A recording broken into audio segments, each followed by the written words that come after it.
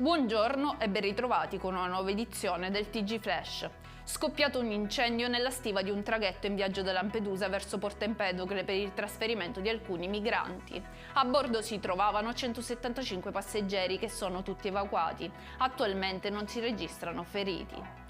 Si sfiora la tragedia a Catania dove una donna si è cosparsa di benzina e ha minacciato di darsi fuoco con un accendino. Indispensabile l'intervento della Polizia di Stato che ha evitato il peggio. La donna è stata trasportata all'ospedale San Marco. La Suprema Corte ha accolto in pieno la tesi sull'eclatante offensività delle condotte contestate ad un lavoratore nei confronti di una collega, alla quale l'uomo avrebbe dato una pacca sul sedere che gli è costato il licenziamento. I fatti risalgono al 2017. Grave incidente stradale a Palma di Montechiaro in provincia di Agrigento dove un 73enne è stato travolto da un'auto. Queste due condizioni sono gravi a causa di un trauma toracico. Sono in corso le indagini dei carabinieri.